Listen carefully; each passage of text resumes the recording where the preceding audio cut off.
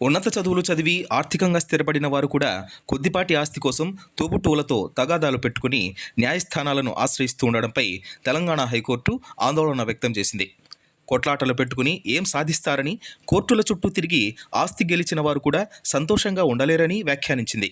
అసలు తల్లిదండ్రులు జీవించి ఉన్నంత వరకు పిల్లలు ఆస్తుల్లో వాటాలు కోరకుండా ఉండేలా చట్టం చేస్తే అందరికీ తెలిసి వస్తుందని అభిప్రాయపడింది. 264 గజాల స్థలం విషయంలో ఓ కుటుంబంలో నెలకొన్న ఆస్తి తగాదాలకు సంబంధించి పిటిషన్ను జస్టిస్ బి విజయసేన్ రెడ్డి ధర్మాసనం విచారించింది. ఈ సందర్భంగా కీలక వ్యాఖ్యలు చేసింది. ఉన్నత చదువులు చదువుకుని మంచి ఉద్యోగం చేస్తూ ఆర్థికంగా బాగానే ఉన్న స్వల్ప ఆస్తి కోసం సోదరులు సోదరీమణులతో కొంతమంది కోట్లాడుతున్నారు. ఒకరిపై ఒకరు కేసులు వేసుకుంటూ న్యాయస్థానాలను పెద్ద ఎత్తున ఆశ్రయిస్తున్నారు.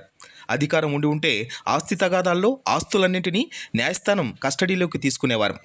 అప్పుడు అన్ని సమస్యలు పరిష్కారం అవుతాయి. ఆస్తి కోసం కొట్లాటలు పెట్టుకుని ఏం సాధిస్తారు? తాజా కేసులో 264 గజాలను 6 అంటే తల్లిదండ్రులతో కలిపి పంచుకోవాలి. దాదాపు 44 గజాల స్థలం కోసం కొట్లాడుతున్నారు.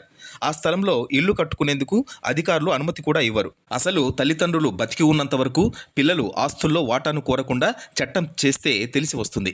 కుటుంబ సభ్యులతో కొట్లాడి 1000 గజాలు సాధించుకున్నా అది భవిష్యత్తులో సంతృప్తినివ్వదు అని ధర్మాసనం పేర్కొనింది.